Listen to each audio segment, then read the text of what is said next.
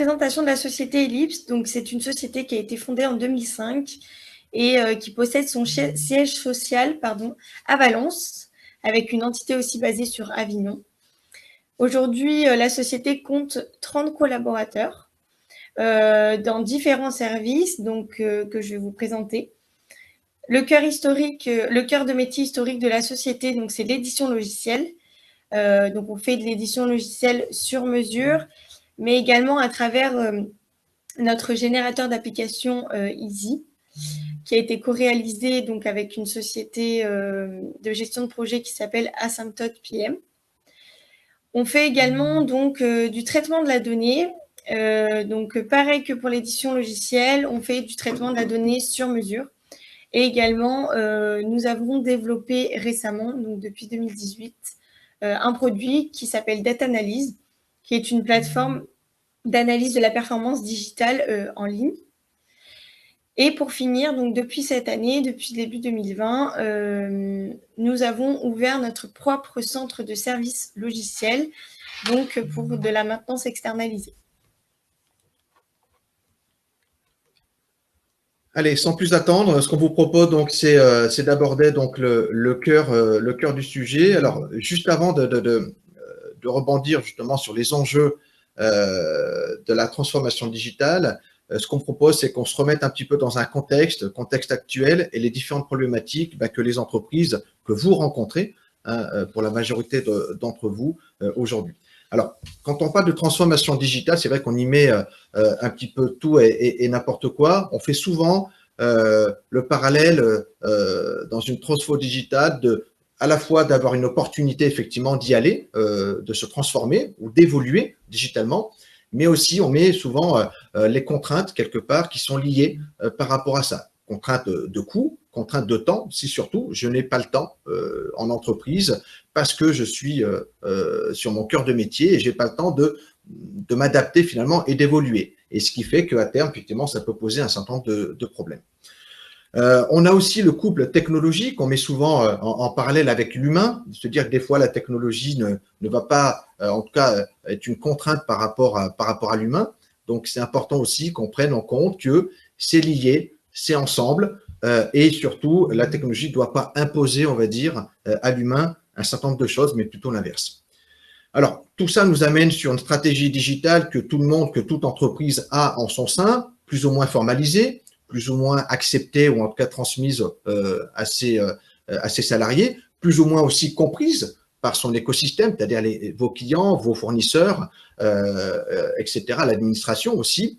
Donc, il est important aussi, voilà, dans ce contexte-là, de se dire, il y a quand même une base, vous êtes aujourd'hui sur une base et qu'est-ce qu'il faut effectivement mettre en place demain pour être efficace. Et on le verra effectivement tout à l'heure au niveau des outils.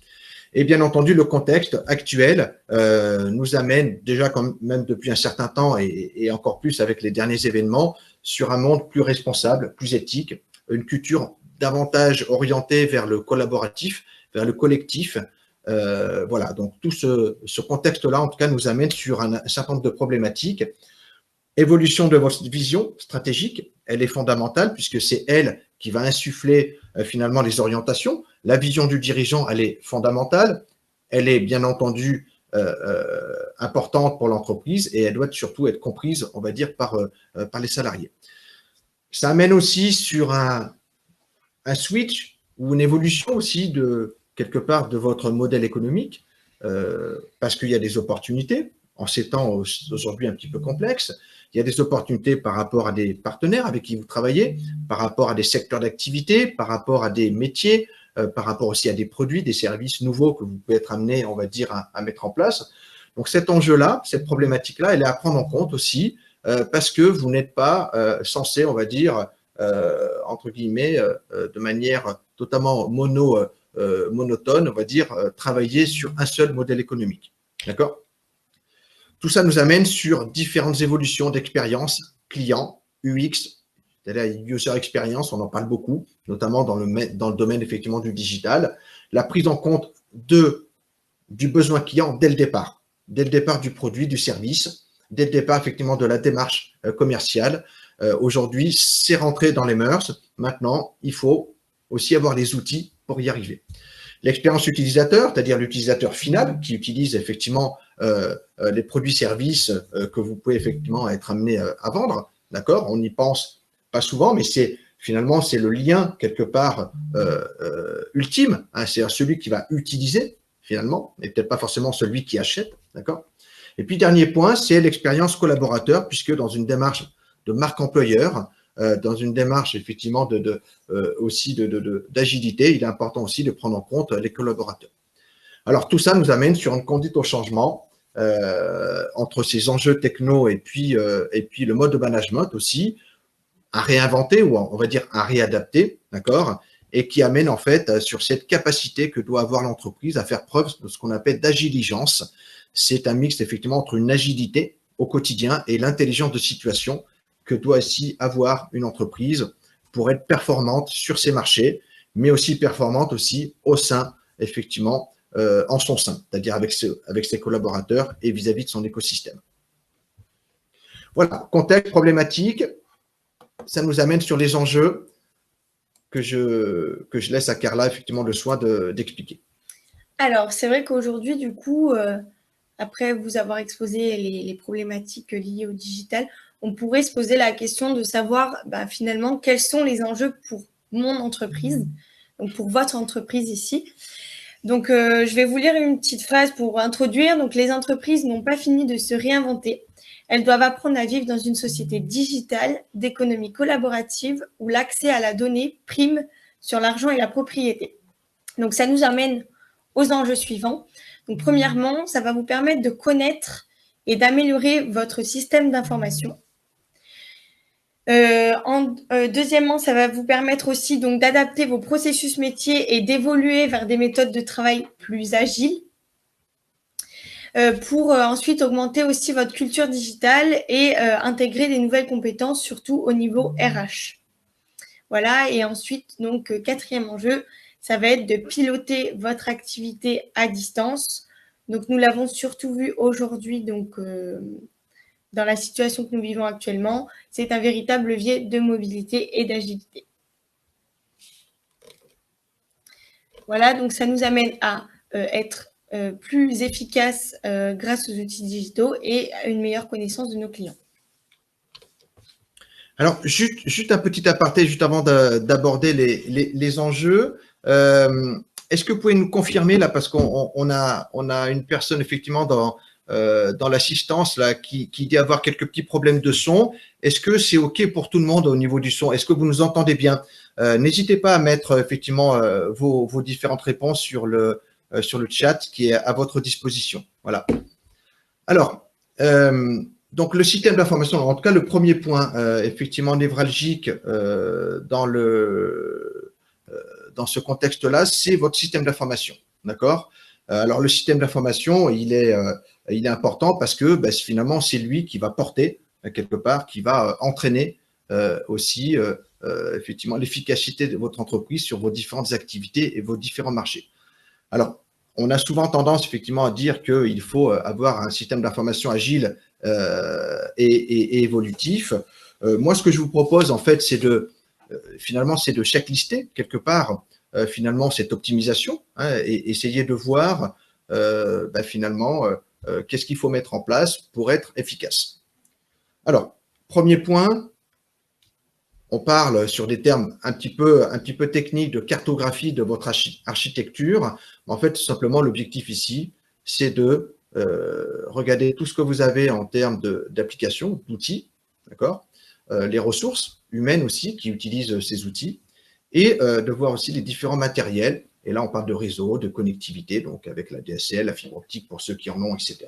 Et donc, on va faire effectivement cette cartographie qui va, à date, vous permettre de savoir où vous en êtes. Et, suivant votre vision stratégique, d'identifier une architecture cible. D'accord? Cette architecture cible va vous donner une orientation sur, finalement, les outils qui vont être nécessaires, justement, pour vous accompagner, pour être efficace au quotidien en termes de stratégie digitale. Alors, il y a beaucoup de noms barbares, peut-être pour certains d'entre vous. on ne va pas rentrer dans le détail ici puisqu'on le verra un peu plus tard, mais en gros, un certain nombre effectivement de ces sigles quelque part sont connus et notamment avec la partie URP, hein, qui est le logiciel métier que certains d'entre vous, peut-être la majorité, ont déjà, les outils collaboratifs, la partie BI, donc c'est la business intelligence, etc. Bah, finalement, tous ces outils, on va les identifier, peut-être les améliorer en tout cas, mais toujours se dire qu'ils doivent être ici adaptés à mon finalement futur système d'information. Pour ce faire, on va benchmarker, donc c'est-à-dire que identifier à droite et à gauche effectivement ce qui est intéressant, d'accord. Et puis pour les prestataires, on va dire actuels, les challenger pour arriver à effectivement à faire en sorte que vous puissiez améliorer, d'accord, votre système d'information. Sur les potentiels, on va pouvoir les identifier, donc ces prestataires-là, et puis essayer de voir effectivement comment on peut être plus efficace. D'accord? Une fois qu'on a identifié les outils nécessaires, on sait qu'on fait effectivement par rapport aux prestataires actuels et futurs avancés, on va aussi identifier ces solutions-là, quelque part, hein, ces outils, par rapport à un certain nombre de critères. Alors, souvent, on met le critère de coût, on va dire, en avant. Il n'est pas suffisant. Hein. Il faut aussi le voir par rapport à la cohérence et l'évolutivité aussi de votre système d'information. D'accord ? Mettre en place un ERP open source, par exemple, peut vous apporter un certain nombre, effectivement, d'avantages, on va dire, à court terme, mais peut-être que l'adossement à un ERP peut-être propriétaire, en tout cas qui amène plus de fonctionnalités, vous permettra de manière pérenne à être plus efficace. D'accord ? On a aussi des problématiques de maturité digitale des entreprises aussi, enfin en tout cas des personnes, pardon, des équipes, qui est à prendre en compte, d'accord, pour faire en sorte que on puisse, on va dire, finalement, adapter finalement les outils par rapport au niveau des équipes. Et le risque ici, effectivement, il est important, effectivement, d'arriver à pouvoir prendre en compte tout ça. Voilà.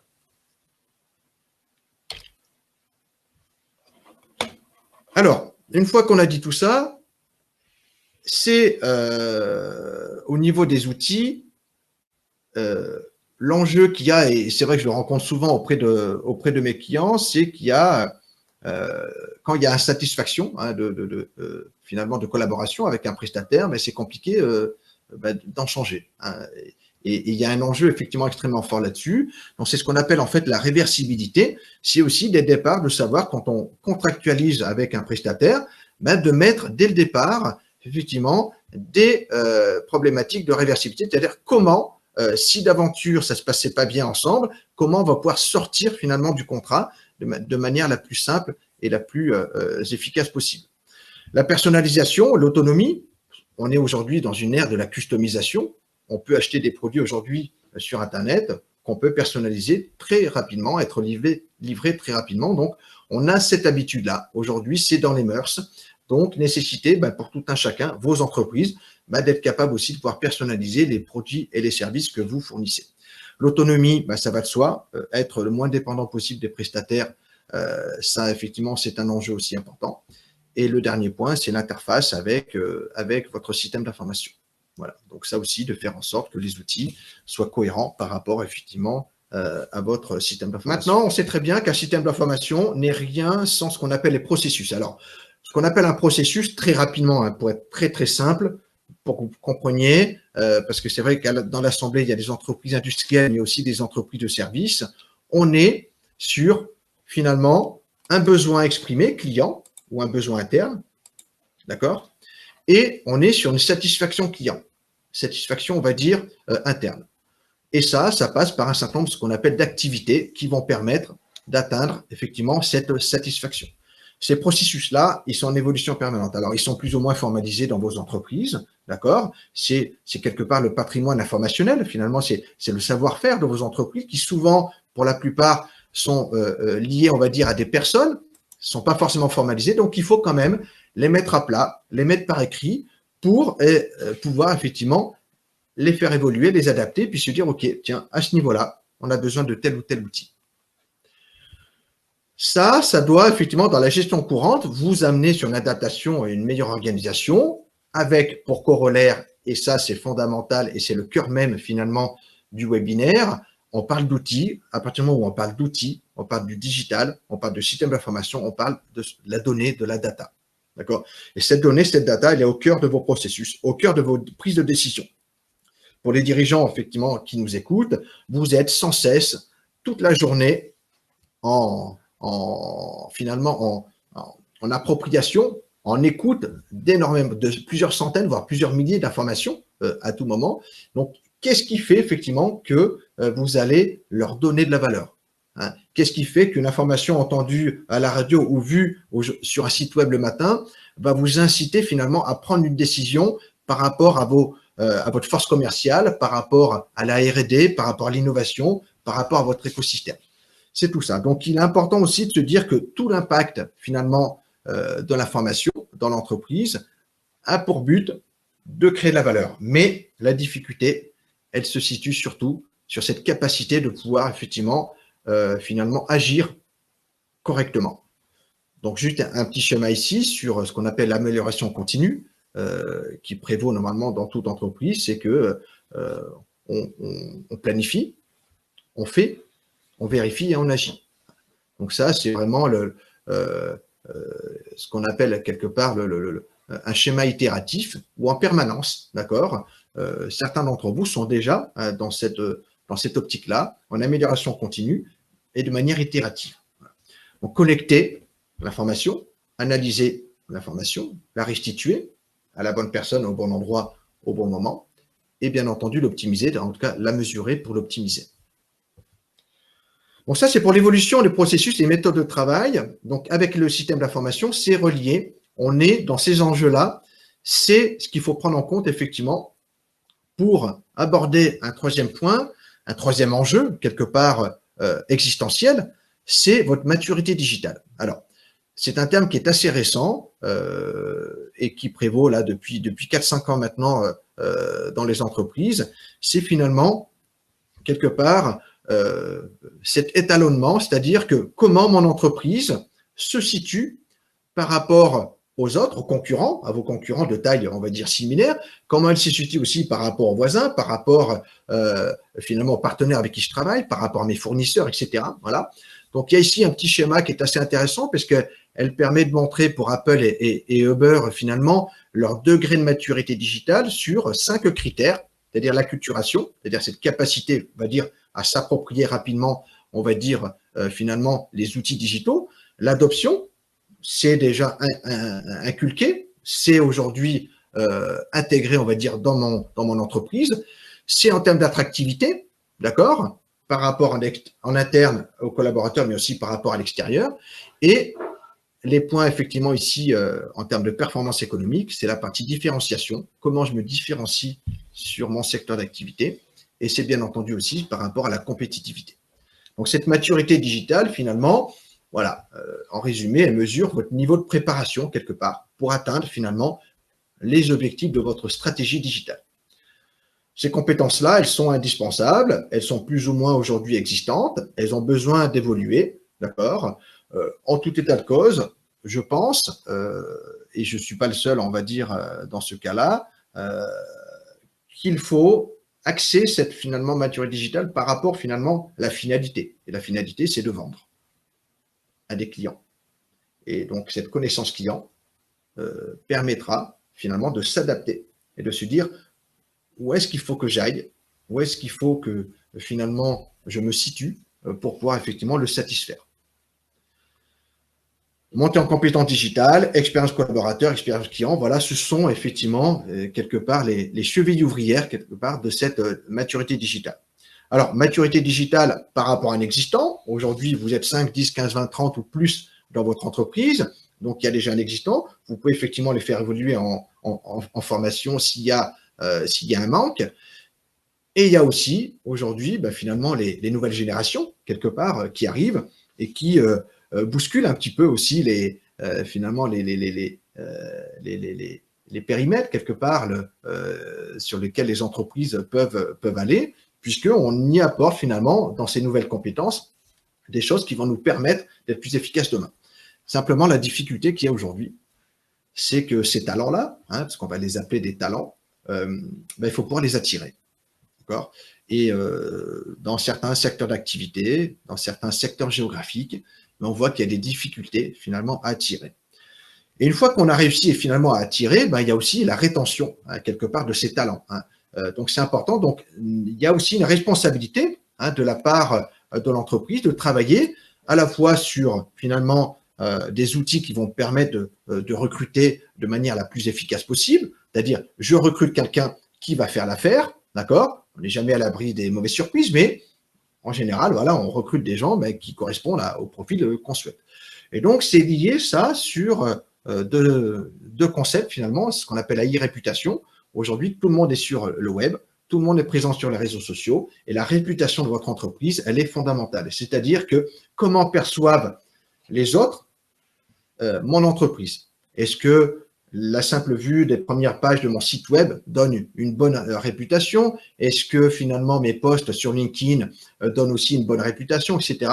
Donc ça, c'est un enjeu important parce que c'est ce qui va aussi préfigurer finalement l'attention et l'attractivité aussi finalement de votre entreprise sur les futures sur les futures compétences, on va dire, intégrées.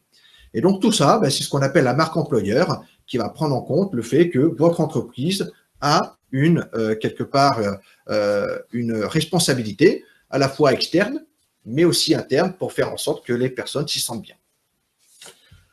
On prend en compte ici, il y a effectivement des risques quelque part inhérents à tout ça, c'est la problématique quelque part finalement de la protection des données. Vous savez que depuis 25 mai 2018, on est assujetti au régime européen donc général de la protection des données, d'accord ? Et puis des problématiques de mobilité et d'utilisation des réseaux sociaux. Donc là, je vois quelques commentaires sur le chat. Le problème, c'est le client. Oui, effectivement. Donc, raison de plus, en tout cas, pour le connaître davantage, mieux le comprendre. La difficulté, souvent les clients, même sur un même secteur d'activité, n'ont pas forcément les mêmes comportements d'achat. Mieux vous les connaissez, mieux en tout cas vous pouvez mettre en place, on va dire, des outils, ou en tout cas une démarche quelque part qui sera la plus pertinente possible.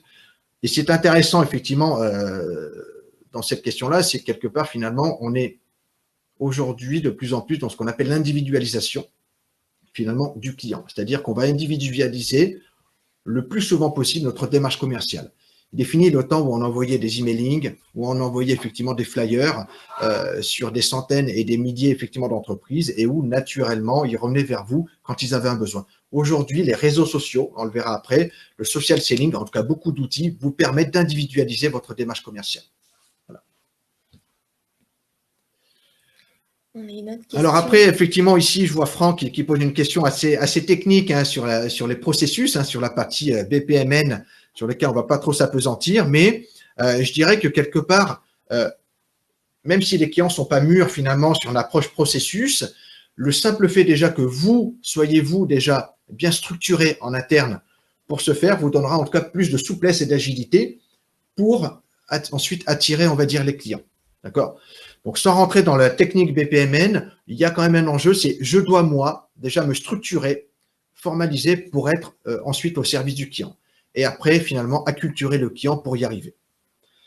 Alors, justement, sur cette démarche quelque part client, la commercialisation, ici, elle est fondamentale, elle évolue. Je parlais de social selling tout à l'heure, avec notamment LinkedIn, qui est de plus en plus utilisé comme outil, on va dire, finalement, de chasse quelque part, finalement de veille aussi commerciale.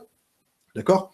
Donc, ces modes de commercialisation, à la fois chez vous, dans votre entreprise, mais aussi vis-à-vis de l'extérieur, vis-à-vis de votre écosystème, ils évoluent. Voilà.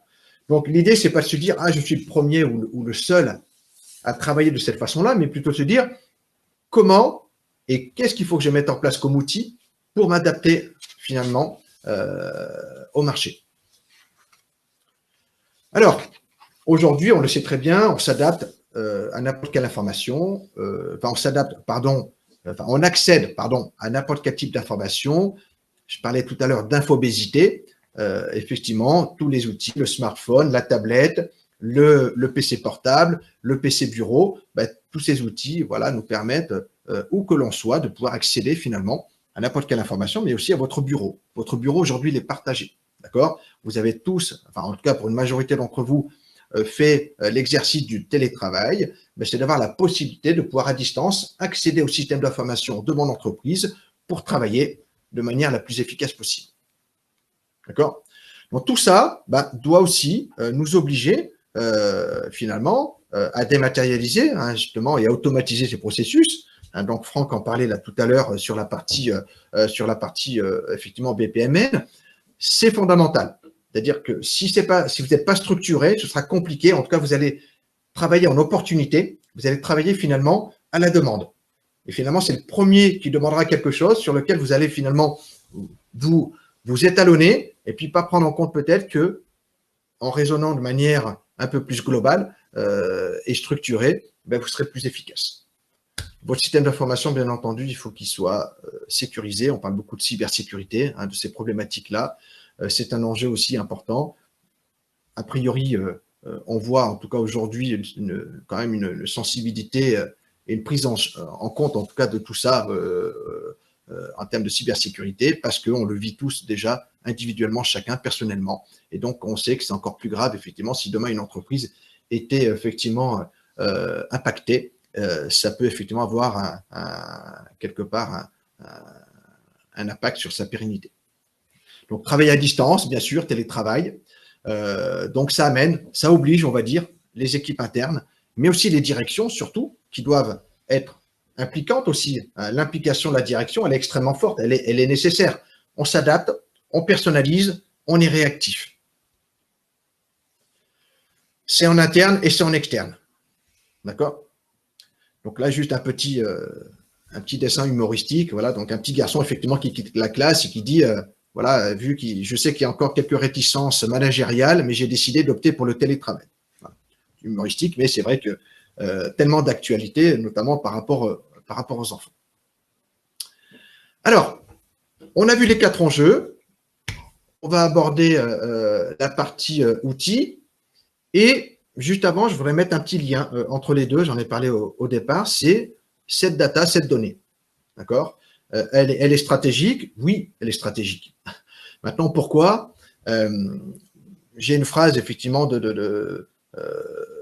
d'un expert japonais qui s'appelle Dononaka. Voilà, ça fait une dizaine d'années à peu près que j'ai souvent, on va dire, cette phrase, on va dire, en tête, qui est qu'effectivement, dans une société, on le vit tous, où la seule certitude, c'est l'incertitude. Donc, l'unique source d'avantages concurrentiels durables pour les entreprises, c'est le savoir. Voilà. Le savoir, donc, c'est cette donnée. C'est cette donnée, mais qu'il faut qu'on puisse transformer. Donc, une donnée que vous avez entendue à la radio ce matin, vous allez inconsciemment la transformer en information, c'est-à-dire qu'il va vous interpeller, qui va peut-être vous inciter en termes de connaissances à être diffusé dans votre entreprise et peut-être vous allez voir votre directeur commercial en disant « Hey, j'ai entendu que notre concurrent avait racheté une entreprise dans un domaine d'activité complètement différent », ça doit vous interpeller. Donc là, cette connaissance-là doit vous amener à une prise ou pas, finalement, de décision importante, de dire pourquoi ce concurrent est allé se diversifier dans ce domaine-là, il y a peut-être du potentiel marché. Je dois réfléchir, moi, en interne, effectivement, de savoir pourquoi il le fait, est-ce que ça a du sens et est-ce que j'ai intérêt à faire la même chose. Vous voyez? Et ça, finalement, cette chaîne de valeur, donnée jusqu'à prise de décision, vous la faites tous les jours, même les salariés, tout le monde l'a fait, puisqu'on est tous en prise de décision à un moment donné dans son entreprise. La data, créateur de valeur et de richesse, c'est le fondement, finalement, de la présentation qu'on vous fait ici. C'est le fondement aujourd'hui de toutes les entreprises, finalement, du monde digital, les agences web, les éditeurs logiciels comme nous, etc. On doit être capable, auprès des clients, auprès de nos clients, de pouvoir comprendre la donnée, finalement, du client et de lui amener, finalement, tous les outils, toutes les fonctionnalités pour que ce soit le plus efficace pour lui dans son entreprise. Voilà. Donc, je propose effectivement à Carla de prendre le relais sur des solutions digitales, effectivement, qu'on préconise quelque part. d'accord, et qui vont nous permettre de pouvoir être, on va dire, le plus efficace possible. Alors, juste avant, juste pour peut-être garder un petit peu la main là-dessus, on est quoi qu'il arrive en B2B, B2C, B2A pour la partie administration, qu'importe finalement, quel que soit le secteur d'activité dans lequel vous êtes, on a des problématiques de collecte, d'intégration, d'analyse, de valorisation, de restitution aussi, restituer l'information, la diffuser en interne auprès des équipes, en externe dans son écosystème, les clients, les fournisseurs, etc. Mais aussi mesurer, optimiser, parce que on est dans un mode itératif toujours pareil, de toujours dans ces données-là, dans ces outils-là, est-ce qu'ils sont aujourd'hui efficaces? C'est pas efficace. Le gros avantage des outils en mode hébergé, en mode SaaS, c'est si au bout de 6 mois, 1 an, on sent que c'est pas efficace, on switch et on passe sur un autre. Voilà. C'est cette capacité finalement d'évolutivité, de réversibilité qui est permis par ces outils-là et qui fait qu'on est de plus en plus agile au niveau des entreprises. Donc la data, c'est vraiment un enjeu commercial stratégique pour votre entreprise. Il est important effectivement de travailler, on va dire, cette donnée, de savoir où elle est, qu'est-ce que vous en faites, comment vos salariés aussi l'utilisent et comment vous recommandez aussi à vos salariés de l'utiliser. Donc, alors, sur les solutions digitales préconisées aujourd'hui, justement, pour répondre à ces enjeux et ces problématiques, donc on a différents outils d'application qui peuvent être mis en place dans les entreprises, comme les ERP, les outils de gestion de maintenance, les CRM qu'on connaît tous, mais également des outils collaboratifs dont on entend beaucoup parler en ce moment au vu de la situation actuelle et de gestion de projet. Des outils web marketing et inbound marketing pour la stratégie, donc marketing-vente d'une entreprise.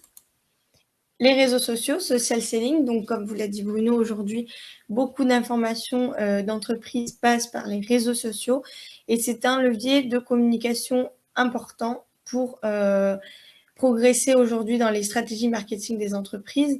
C'est un outil aussi indispensable aujourd'hui. Et la business intelligence, donc tout ce qui tourne autour de la data et la BI. Voilà, big data.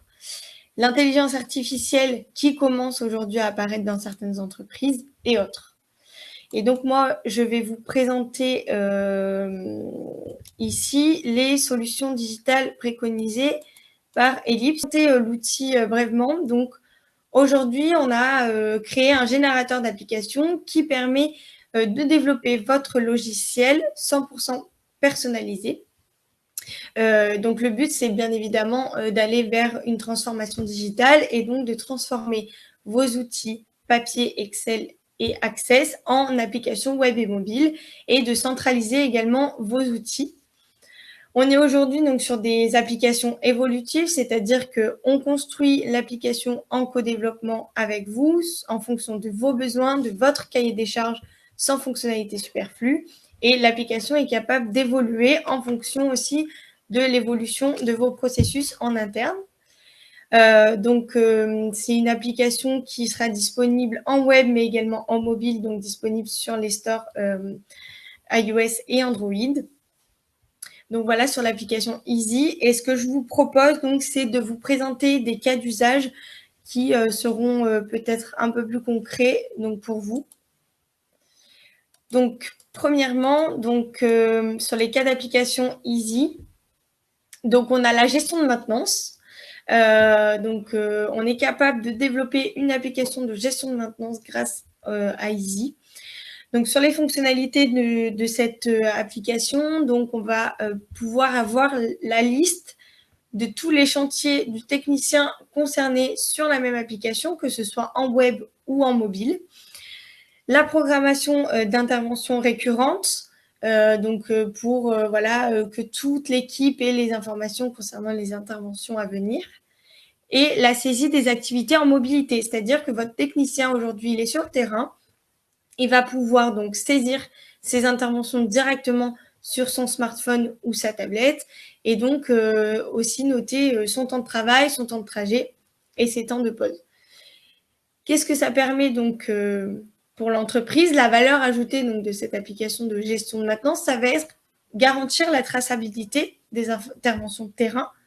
Ça va permettre aussi donc la réactivité et productivité des équipes, puisque du coup, on a une continuité de l'activité, même du coup en mobilité sur le terrain, et l'information remonte directement au service administratif.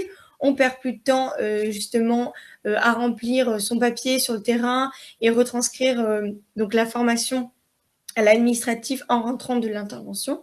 Là, c'est tout automatisé directement en temps réel. Et ça permet donc d'améliorer bien évidemment le suivi et le pilotage des opérations en direct. Donc sur ce cas-là donc, de gestion de maintenance, on va vous présenter un cas client concret qu'on a eu avec la société CSME, qui est une entreprise de maintenance d'équipements électriques haute et basse tension.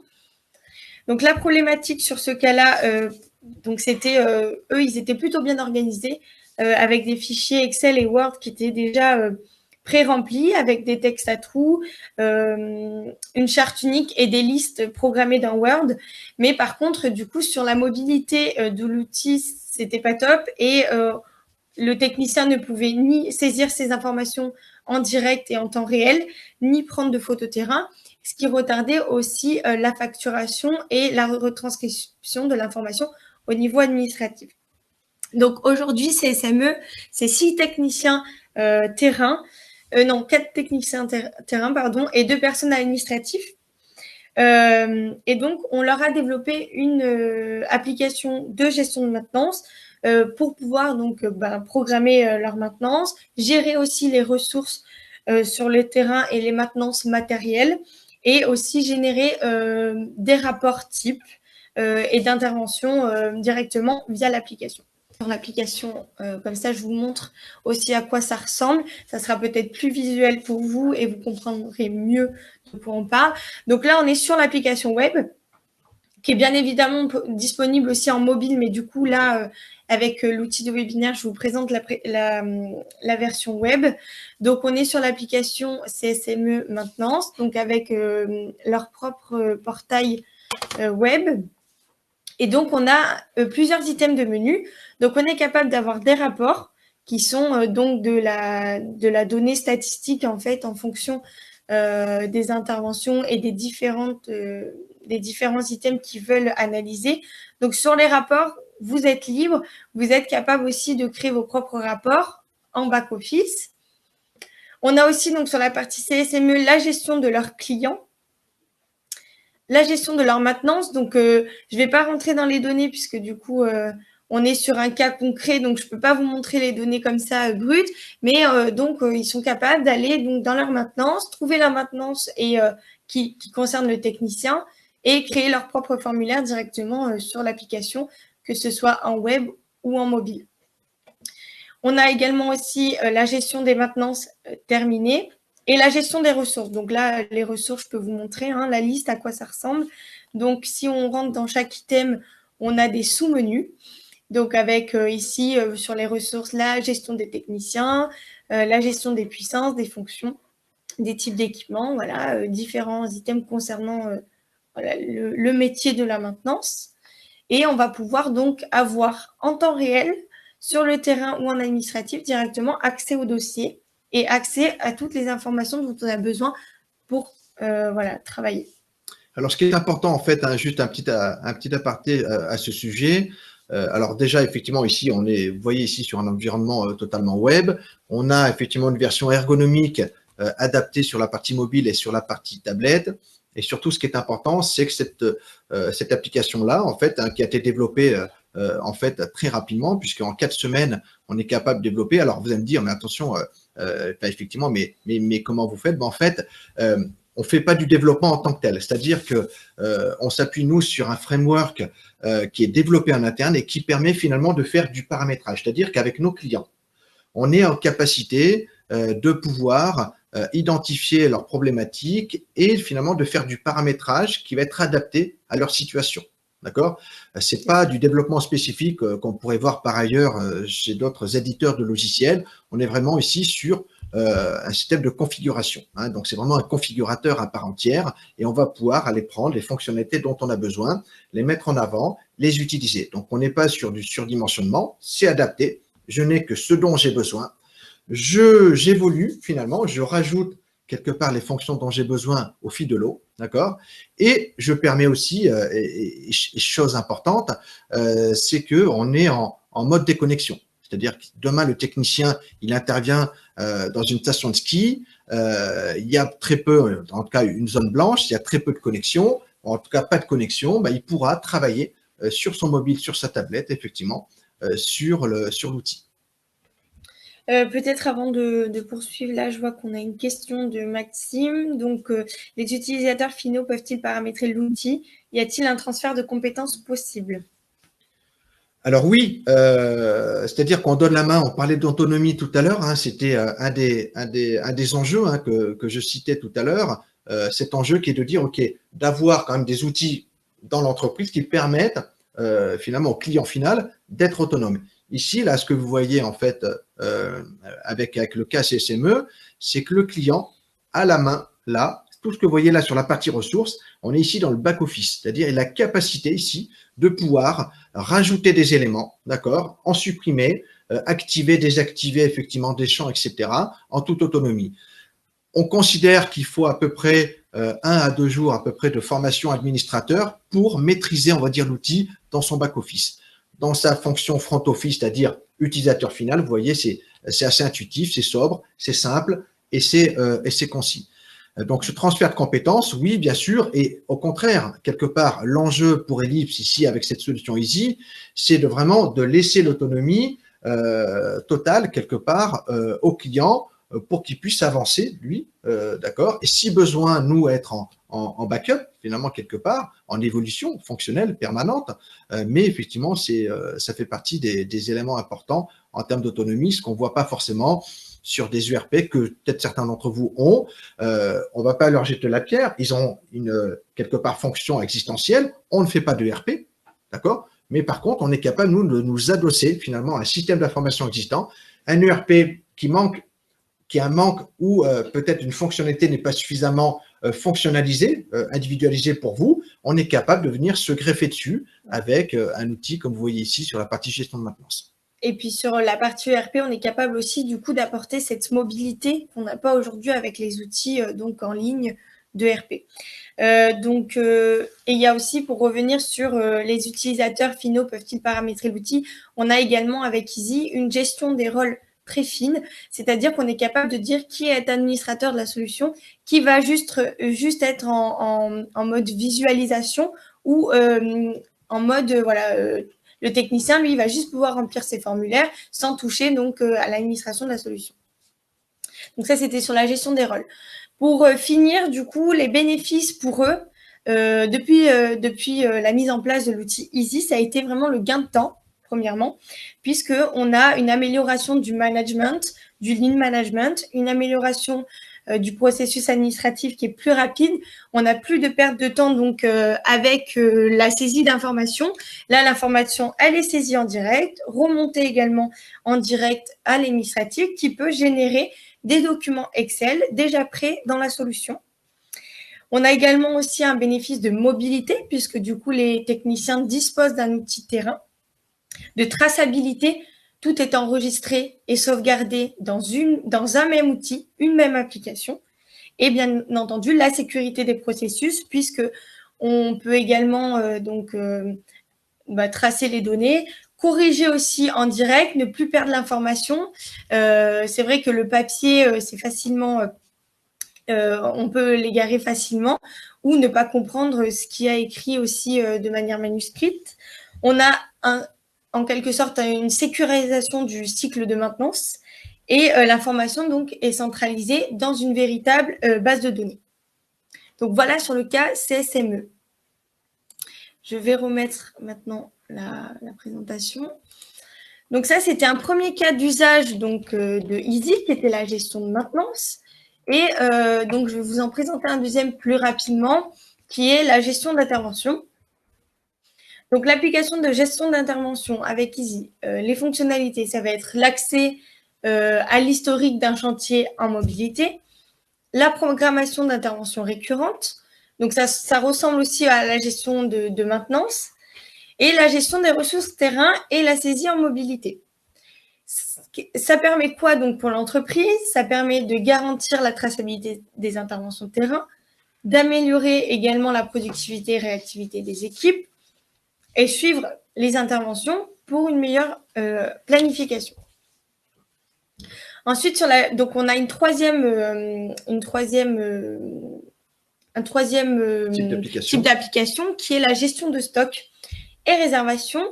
Donc sur la gestion de stock, au niveau des fonctionnalités, ça va être surtout la gestion des fournisseurs, la gestion des seuils d'alerte et de sécurité. Donc par exemple, vous avez un seuil minimum de stock. Vous savez qu'à ce moment-là, donc vous avez un seuil d'alerte, ce minimum de stock, faut recommander à ce moment-là. La gestion des techniciens et également l'inventaire. Ça permet donc d'améliorer la performance économique puisqu'on a une gestion des inventaires, gestion d'alerte, la traçabilité également du stock en temps réel et donc le suivi en temps réel. Prospection salon, donc Easy Prospection Salon, donc là on est plus sur un service commercial. Donc sur les fonctionnalités, c'est la gestion de la prise de contact en temps réel, le suivi des actions commerciales et le reporting, qui permet de garantir le suivi des actions, d'améliorer la satisfaction client et d'augmenter la performance commerciale. Donc, juste un petit aparté, cette solution, on l'a développée en interne pour Ellipse, en fait, pour le salon de Rome Digital Day auquel on a participé au mois de février. Et donc, ça nous a permis de saisir en temps réel sur le salon, avec notre smartphone, la prise de contact au moment, en fait, des échanges pendant le salon. Et ensuite, donc, bien évidemment, de faire un reporting sur les prises de contact qu'on a eues pendant le salon et de permettre aussi d'organiser nos futures actions commerciales en fonction de la base de données recueillie pendant le salon. Et pour information sur cet outil-là, c'est 15 jours avant, on va dire, le début du salon qu'on a décidé de la mettre en place et en 15 jours, effectivement, on a pu la paramétrer et non pas la développer, comme on vous disait tout à l'heure. Et cette configuration nous a permis, effectivement, de mettre en avant tout ça. Donc, juste avant peut-être de la partie, effectivement, avec notre client du Grand Avignon, ces 4 clients qui sont présentés ici sont quelque part une partie, finalement, du potentiel de l'application qui peut être développé sur n'importe quel, on va dire, finalement, type d'application, quelque part, c'est-à-dire type d'usage. Donc, c'est vrai que là, on a fait un focus sur la maintenance, sur la gestion des interventions, sur le stock, mais on peut aller effectivement plus loin, le tout étant ici d'arriver à apporter une vraie valeur ajoutée dans l'entreprise pour, déjà être capable finalement d'exprimer son besoin, de dire « moi, je veux améliorer, être plus efficace dans ce domaine-là », et auquel cas, nous, dans le travail effectivement préalable, on va pouvoir analyser, formaliser, structurer, mettre en place le ou les processus nécessaires et puis après paramétrer l'application pour en tout cas pour qu'elle corresponde aux besoins du client.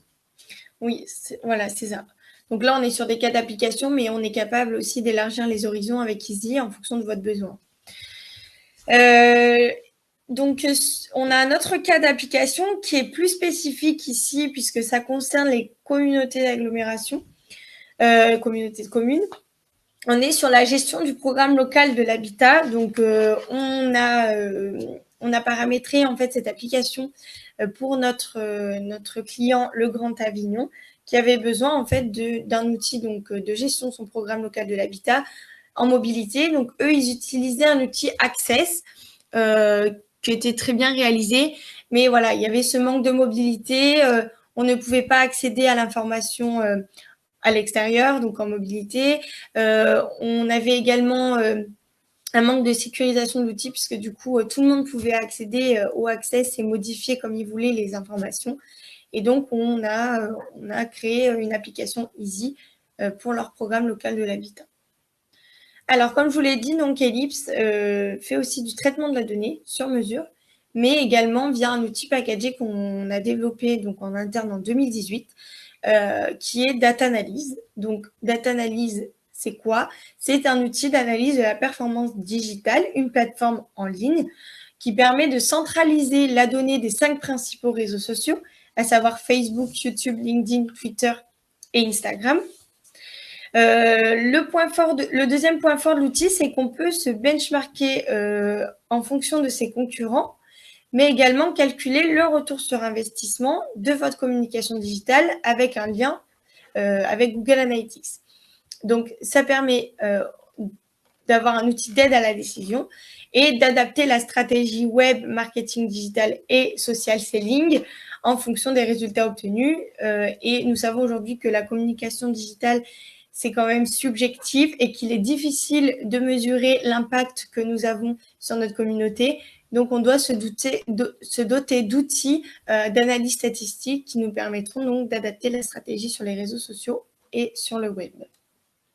Donc, pour vous présenter rapidement la solution de Visu, voilà à quoi ressemblent les tableaux de bord. Donc là, on a un tableau de bord qui recense les mots-clés les plus vus, les plus partagés.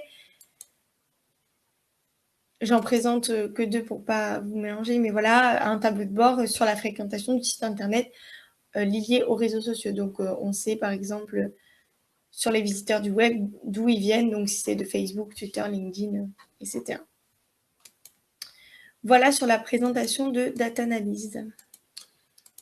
Donc, si vous avez des questions, écoutez, n'hésitez pas effectivement à les poser. Déjà, en tout cas, pour faire un résumé un petit peu de tout ce qu'on vient de dire, pour essayer de comprendre un petit peu le cheminement qu'on a voulu prendre avec ce webinaire sur la transformation digitale. Quelque part, les livrables, finalement, le nerf de la guerre, ça reste les outils, mais la mise en place de ces outils dans un contexte, dans des problématiques d'une stratégie digitale que vous avez ou que vous allez formaliser, effectivement, il faut que ce soit, on va dire, adapté, personnalisé, il faut que ce soit aussi cohérent, il faut que ce soit aussi en adéquation aussi avec vos équipes aussi internes, vos équipes actuelles, mais aussi celles, on va dire, à venir. Et quelque part, ce système d'information, il y a des hommes, d'accord, il y a vos hommes, il y a finalement tous ces outils digitaux, et puis il y a la façon dont vous allez utiliser ça pour aller servir effectivement l'ensemble de vos marchés, de vos clients, pour mieux le comprendre, pour mieux l'analyser aussi. Tout à l'heure, on parlait de inbound marketing, on parlait de web marketing. C'est vrai qu'aujourd'hui, de plus en plus d'entreprises, finalement, intègrent, on va dire, des outils de ce type, que ce soit en interne ou avec des prestataires. L'objectif étant toujours d'essayer d'arriver de manière commerciale à finalement toucher des gens, à les interpeller quelque part, à les intéresser, à susciter finalement de l'action, on va dire commerciale, pour ensuite les transformer. Voilà. Bien entendu, on est conscient que chaque secteur est différent. C'est ce qui fait la force d'ailleurs aussi de la solution Easy qu'on vient de voir, c'est qu'elle va pouvoir s'adapter aussi à chaque métier. Voilà. Donc aujourd'hui, on a quand même une cellule d'une vingtaine à peu près de développeurs, de chefs de projet, donc de consultants avant-vente, qui sont là aussi pour étudier, on va dire, vos problématiques et essayer de voir, bien sûr, si on peut y apporter de la valeur ajoutée. Donc, on va passer à la partie questions. Je ne sais pas si vous avez des questions à nous poser. On vous laisse également nos contacts sur cette slide-là.